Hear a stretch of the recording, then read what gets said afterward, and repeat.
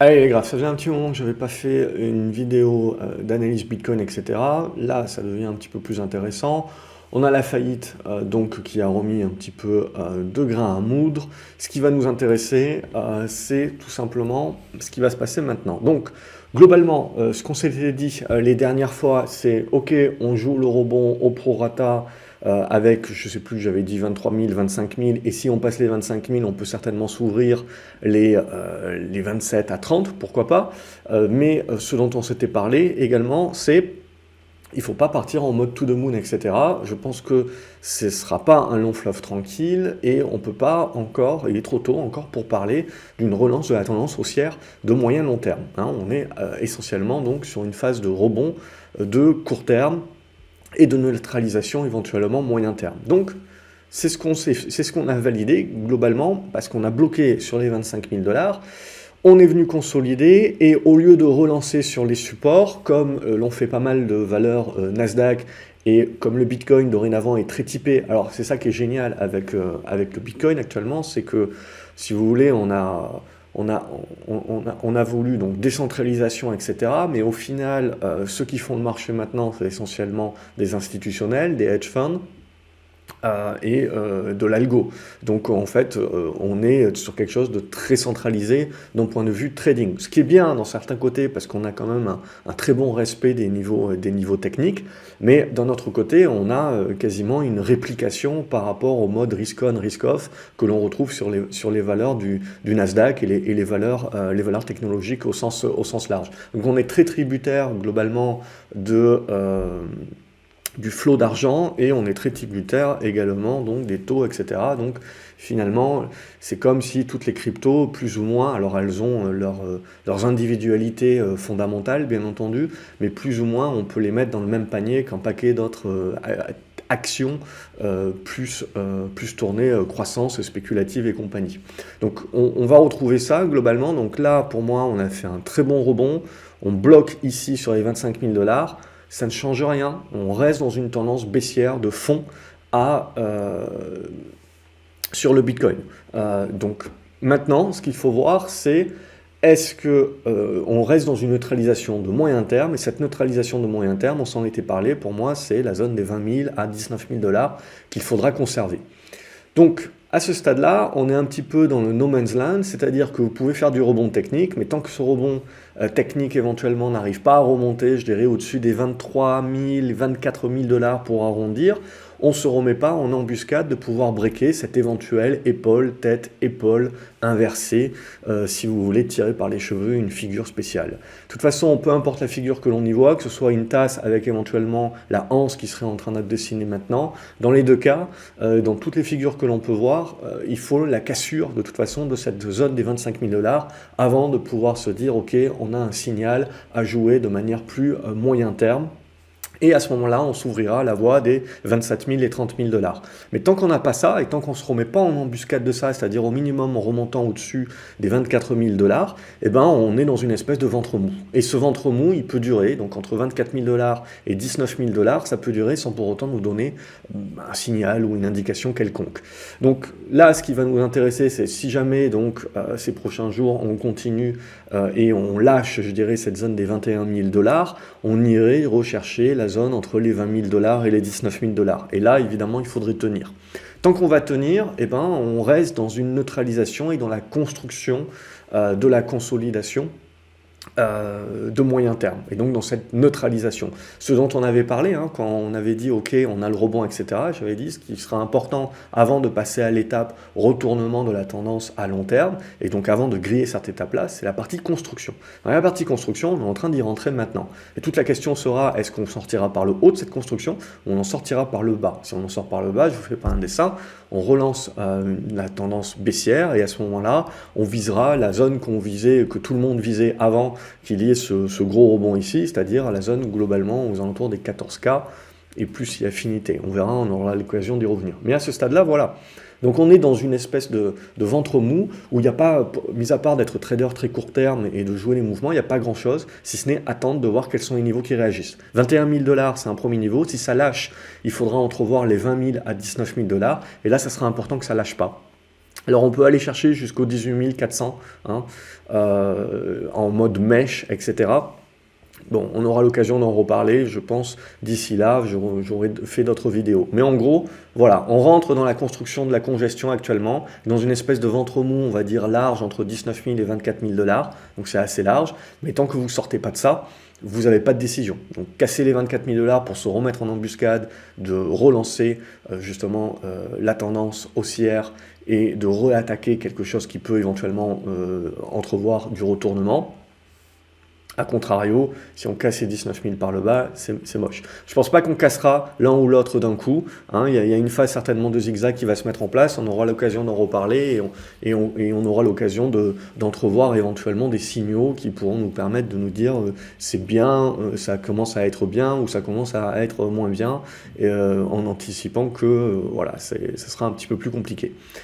Pour ma part, hein, tant qu'on est sous les 25 000 $, je suis pas haussier. Hein, donc je reste très neutre hein, tant qu'on est dans cette construction, que ce soit la anse, que ce soit la deuxième épaule, je m'en fiche. Mais voilà, tout ce que je veux voir pour moi, c'est la sortie. Et l'intérieur, ça me branche pas trop parce que ça risque de faire beaucoup de zigzags. Pour un trader, c'est bien, mais pour l'investisseur de moyen terme, etc., bon, il y aura pas de...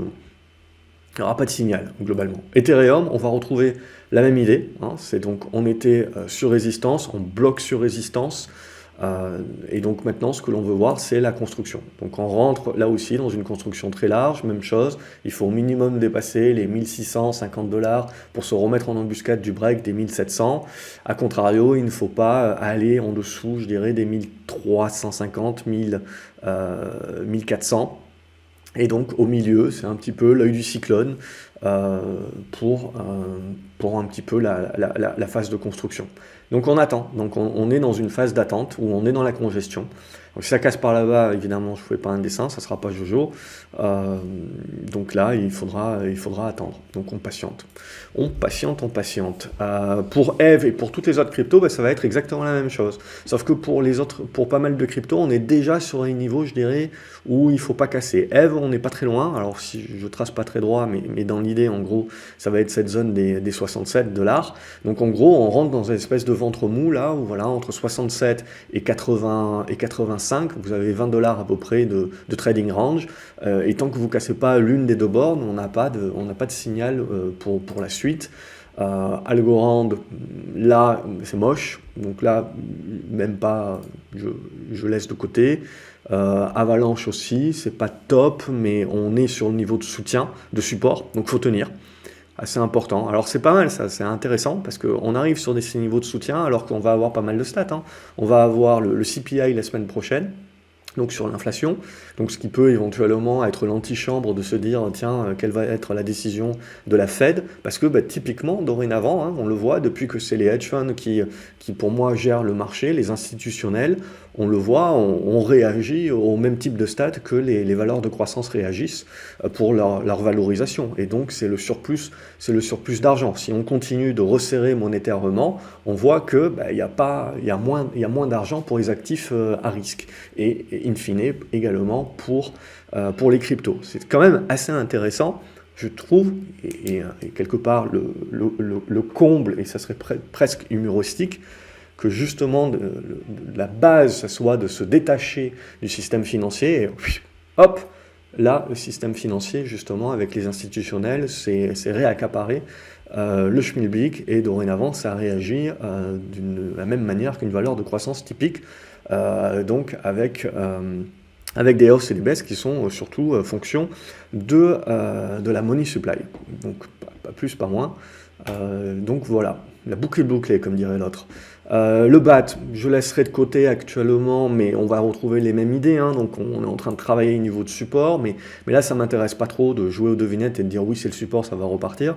Je préfère que le marché me confirme, et quand ça repart, quand on repasse au niveau là, des niveaux de résistance aux alentours des 30 centimes, ben là on peut se remettre à jouer éventuellement le retournement moyen terme. Pour l'instant donc, on est en train d'évoluer un petit peu sur le bas, même chose sur Binance Coin, pas top. Donc finalement, bon, on retrouve surtout Bitcoin et Ethereum qui sont les gros, hein, et on retrouve la résilience surtout là-dessus. Bitcoin Cash, je ne sais pas s'il y a encore grand monde qui regarde celui-là. Bon, on revient sur support, là aussi, c'est à tenir, hein, donc ça va se décider incessamment sous peu, là, on peut voir, mais c'est moins. C'est un petit peu comme les actions du Nasdaq, hein. Il y a des trucs qui fonctionnent bien, mais c'est très hétérogène, hein. Donc il y a des trucs qui sont vraiment dans des configurations qui sont pas terribles, dégueulasses. Et puis voilà, il y a quelques titres encore qui sont dans des bonnes configurations, donc c'est compliqué d'avoir un avis vraiment tranché, parce que le marché n'est pas dans un sens ou dans l'autre, on a un petit peu de tout au niveau configuration. Et sur crypto, j'ai l'impression que c'est un petit peu pareil. Sur Bitcoin et Ethereum, on se dit, bon, c'est une construction, j'ai pas envie d'être trop négatif encore et de me dire, ok, je suis neutre et j'attends de voir comment ça construit. Sur toutes les cryptos que je suis en train de passer là, ça se joue à pas grand-chose et c'est plutôt en mode, bah, je vais laisser faire et je laisse le marché me démontrer que ça va bel et bien être un support, mais je ne me mets pas en face, donc j'attends, je patiente. Même chose sur Cardano, on a vu, même chose sur Chainlink, là c'est un petit peu moins bon non plus. Bref, il n'y a pas grand chose de Cosmos encore moins bon. Là, on a déjà cassé. Curve DAO, bon, je vais tout me les faire. Ça va encore. Niveau support, il est encore ici. Donc pour l'instant, on n'est pas allé le chercher, mais bon, on a bien compris qu'on est dans le ventre mou, hein, donc pas la peine de se précipiter. Dogecoin, c'est moche. Elrond, on va laisser tomber aussi, c'est moche. Et OS, ça je sais pas si quelqu'un regarde encore, c'est un peu moins moche, hein. Donc pour l'instant ça garde. Alors c'est peut-être des vieux tokens, etc. qui ont pas d'avenir selon certains, mais pour l'instant ils sont moins moches que d'autres. Mais bon, même chose, hein, c'est ventre mou, j'ai pas envie de me mettre en face. Ethereum classique, non, on casse par le bas, donc il va falloir rapidement une réaction si vous voulez, hein. Donc c'est ça, ce qu'on veut voir, c'est éventuellement, en fait, on va revenir. Alors, je trace vraiment pas droit, alors j'ai pas pris l'apéro encore, mais voilà, l'idée, si je monte un petit peu les lignes, peut-être que j'aurai plus de facilité.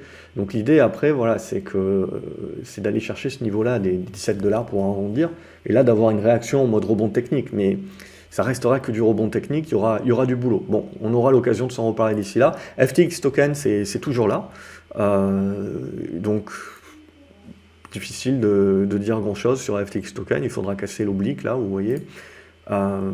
Horizon, pas terrible, comme tout le reste, hein, j'ai envie de dire. Pas terrible, on a cassé les supports un peu trop facilement. IOTA, ça il faut que je le vire, je pense, parce que ça rime à rien, à mon avis, toutes ces mèches là, ou alors c'est PRT qui le suit vraiment pas bien. Litecoin, ça c'est un petit peu plus propre d'un point de vue liquidité, etc. Donc du coup on voit ce support là des 80 $ qui sera le morceau à tenir. Si ça ne tient pas, il restera les 70 qui sera le dernier des Mohicans quelque part. Mais là aussi, gros ventre mou, hein, donc on est vraiment en attente. Monero, même chose, hein, bon, on dégrade lentement mais sûrement, et donc on est en train de construire les figures. Ici, pourquoi pas du biseau, hein. Et il faut attendre qu'on en sorte par le haut avant de se réinstaller et de ne pas sous-estimer que ça peut sortir par le bas, évidemment. Nano, la palissade. Nano, c'est toujours en train de congestionner, donc ça encore, ça reste dans les clous. Neo, c'est en train de revenir ici en pullback, donc il peut y avoir une réaction. C'est pas moche, et je dirais que elle avait fait, contrairement aux autres, hein, elle avait fait quand même le taf de sortir un petit peu de sa phase uniquement court terme et neutralisation moyen terme. On est potentiellement en phase d'un retournement moyen terme. Encore faut-il tenir ici l'ancienne résistance qui devient support et relancer assez rapidement au-dessus des 12,50 $ et donc se remettre en attaque. On verra. Je ne pense pas que les cryptos peuvent faire cavalier seul. OmiceGo, c'est en train de revenir sur support également, donc zone à tenir. Donc on sent, hein, on est très fin sur la limite et la décision va se faire là. Donc Polkadot également, on est sur les niveaux de support, donc il faut pouvoir rebondir. Mais les mêmes choses, je veux dire, même si vous avez le rebond, vous n'êtes pas sorti d'affaire, parce qu'il faudra casser les résistances derrière pour vraiment se remettre dans des bonnes dispositions. Matic également, c'est en train de revenir sur une zone de soutien. Première zone de soutien ici, deuxième zone de soutien là. Donc ce sera très important de tenir, mais même chose, on a cassé ici, je dirais, une grosse zone là sur les 1,30, une deuxième zone ici sur 1,19. Donc même si vous tenez les supports, on va rester dans une espèce de zigzag de trading range pendant peut-être un petit moment avant de se décider. Donc, pendant ce temps-là, voilà, ça ne sert pas trop de se mettre en face. Qtum, même chose, 2,50 $ le support. Ça, oups, c'est des actions, on passe, mais c'est la même chose. Ripple, donc XRP, il y a l'oblique, on est en embuscade, c'est à la limite la seule qui est en embuscade de retournement, contrairement à tout le reste du marché. Alors, est-ce que ça veut dire que fondamentalement, il y a peut-être une petite news qui va tomber? Pourquoi pas, mais ça se regarde. C'est la seule, à la limite, qui est, voilà, peut-être dans des dispositions un petit peu meilleures pour donner quelque chose. Si jamais on se met à rebondir sur les cryptos, peut-être que XRP peut lancer une poussée plus spéculative par rapport aux autres. Solana, même chose, on est en train de revenir sur les niveaux de soutien, donc à tenir, pour ensuite se remettre en embuscade. Et à ce stade, voilà, on continue d'avoir les constructions qui se mettent en place. Le Stellar, ça va être la même chose, mais un peu plus dégradé hein, déjà. Donc je pense qu'on peut se mettre le niveau un petit peu plus bas, voilà, aux alentours de cette zone-là. Mais même chose, je ne me mets pas en face, je patiente. Tezos, faut tenir. Donc Tezos là, on a le niveau ici, donc faudra tenir cette zone-là. Alors il y a un bon premier niveau ici, qui est en train plus ou moins de tenir. Donc on n'en est pas loin, hein. Donc, mais voilà, même chose, c'est-à-dire c'est pas le tout de tenir, il faudra réussir à revenir comme ça et à breaker. Et là, ça sera intéressant, et là, ça sera une capacité de pouvoir revenir avec un petit peu moins de risque éventuel. Graph, on laisse faire également, c'est en train de consolider, il y avait une bonne poussée, donc pourquoi pas revenir sur cette zone des 10 centimes de dollars.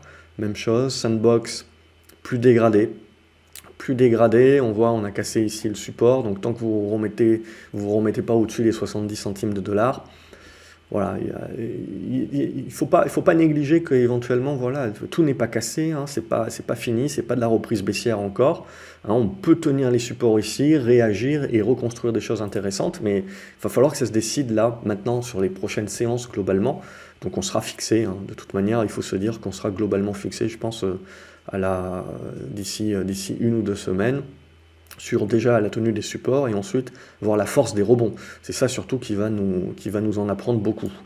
Là sur Theta, même chose, on va se dire ok, ça revient sur une première zone de support, mais même chose, on est dans une espèce de ventre mou. Torchain, c'est moins, hein, plus dégradé que le reste, donc je resterai plutôt à l'écart là-dessus. Il peut y avoir des rebonds techniques, bien entendu. Tronix, même chose. Alors, même chose, je dis même chose. On est dans une espèce de ventre mou, mais la configuration n'est pas si mauvaise que ça. Bon, on a bloqué ici sur la zone de résistance. On est en train de revenir sur une première zone de support. Si jamais ça ne tient pas, il y a cette deuxième zone de support ici. Mais bon, éventuellement, on peut commencer à construire un petit peu des figures de cette manière-là. Et le gros morceau, il va être là, hein. Donc, on voit la tenue des 5 centimes 90, 6 centimes. En gros, ça va être ça qu'il va falloir tenir à ce stade-là, mais je laisserai faire. Uniswap, même chose, on laisse faire. Il faudrait redéborder les 6,75 en gros. VeChain également, ventre mou. On est en train de revenir là sur le support, donc on y est. Si c'est pas suffisant, il reste celui-ci à mécher. Mais là aussi, ventre mou, tant que vous ne redépassez pas les 0,26 en gros. Waves. Même idée, ça dégrade, pas grand chose à se mettre sous la dent tant que vous ne redépassez pas les 2,60 $ à peu près dans cette zone-là. Et Zcash, on va retrouver là Zcash vraiment dégradé. Donc lui, il a même tout cassé hein, par le bas. Donc lui, il est vraiment limite en reprise, c'est même pas limite, il est en reprise baissière. Donc rien à maturer tant que vous ne revenez pas au-dessus des 45 $. Voilà un petit peu pour cette vidéo un petit peu plus longue que d'habitude parce que j'ai refait un éventail de toutes les cryptos. Comme d'habitude, n'hésitez pas à liker la vidéo, à la partager sur les réseaux si ça peut aider d'autres investisseurs éventuellement, à me dire dans les commentaires quelles sont les cryptos que vous suivez, sur lesquelles vous avez un petit peu plus confiance et peut-être celles où vous préférerez que je suive. Alors pour l'instant, sur la liste de gauche que vous voyez, en bleuté, c'est un petit peu la liste que je me suis mis en suivi plus régulier et que l'on reprendra la semaine prochaine pour suivre un petit peu ce qui va se passer. Là, j'avais laissé décanter pendant quelques temps, mais là, du coup, ça va devenir intéressant et donc le suivi hebdomadaire je vais reprendre le suivi hebdomadaire. Je ne sais pas encore si je pense le jeudi, je pense que c'est peut-être pas mal, juste pour préparer le week-end globalement. Et voilà. Excellente journée à vous les graphes et à la prochaine. Salut.